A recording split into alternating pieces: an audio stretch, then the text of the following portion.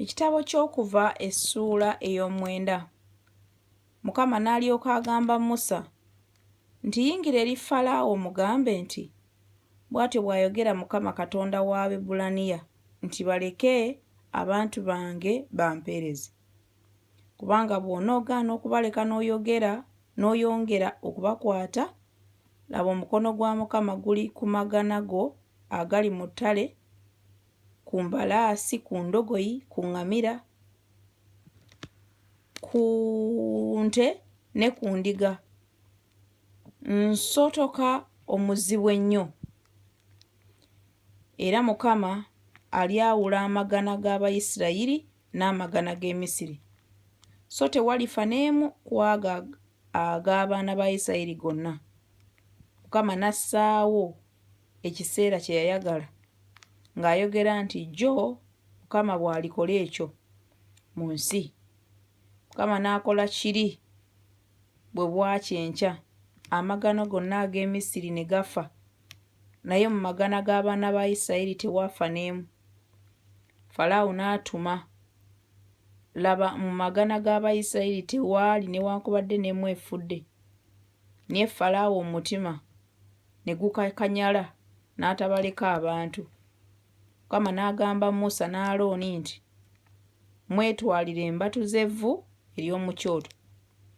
Musa alimansize waggulu mu maaso ga Falaawo, era liriba nfuufu ku nsi yonna ey'e Misiri. Liriba jjute eriyulika mu mabwa ku muntu ne ku nsolo mu nsi yonna ey'e Misiri. Ne batwala evvu ery'omu kyoto ne bayimirira mu maaso ga Falaawo. Musa n'alimansa waggulu ne liba ejjute eriyulika mu mabwa ku muntu ne ku nsolo. Abasawo ne batayinza kuyimirira mu maaso ga Musa ku lw'amayute, kubanga amayute gaali ku basawo ne ku Bamisiri bonna.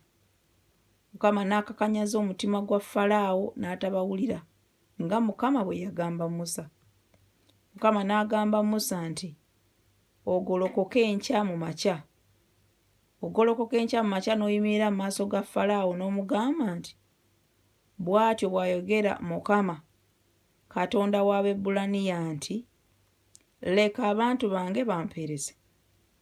Kubanga omulundi guno nnaakuleetera ebibonoobono byange byonna, omutima gwo n'abaddu bo n'abantu bo, olyoke omanye nga tewali mu nsi yonna afaanana nga nze.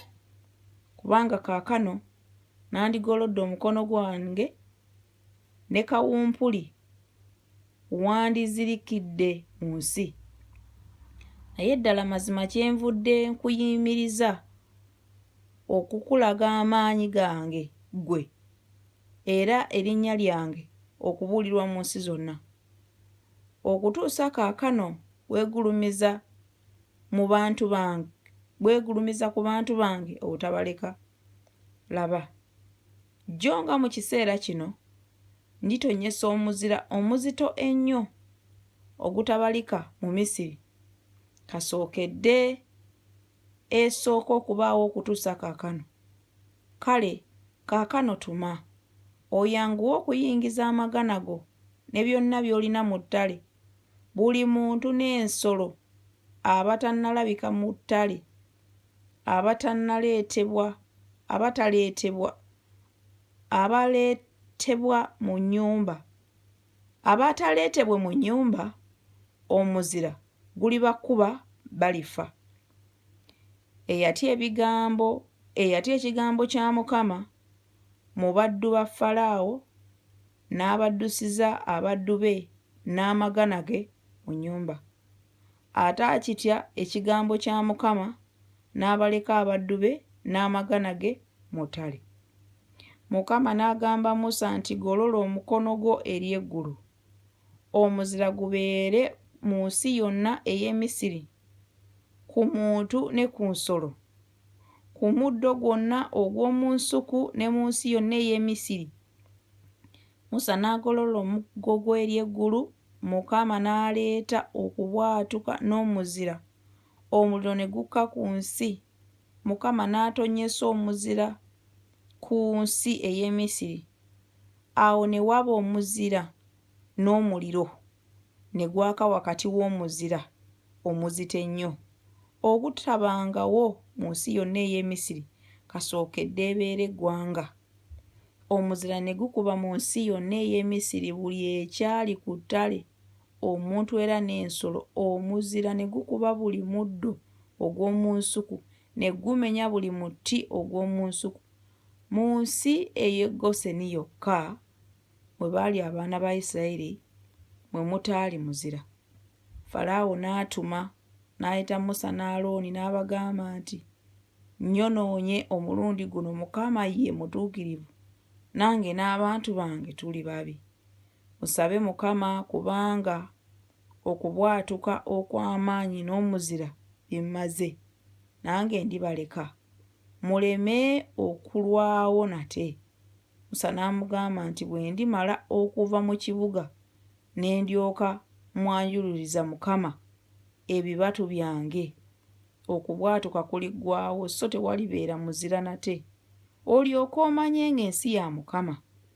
Naye ggwe n'abaddu bo manyi nga temulitya kaakano Mukama Katonda. Obugoogwa ne sayiri ne bikubibwa, kubanga sayiri yali etanula okubala n'obugoogwa bwali busansudde, naye eŋŋano ne kusemesi tebyakubibwa kubanga byali nga tebinnamera. Musa n'ava mu kibuga eri Falaawo n'ayanjululiza Mukama ebibatu bye, okubwatuka n'omuzira ne biggwaawo, so n'enkuba n'etatonnya ku nsi. Olwasatu mu ennya Falaawo bwe yalaba ng'enkuba n'omuzira n'okubwatuka nga biweddewo, ne yeeyongera okwonoona, n'akakanyaza omutima gwe ye n'abaddu be. Falaawo omutima gwe ne gukakanyala, n'atabaleka abaana ba Isirayiri nga bwe yayogerera Mukama Musa.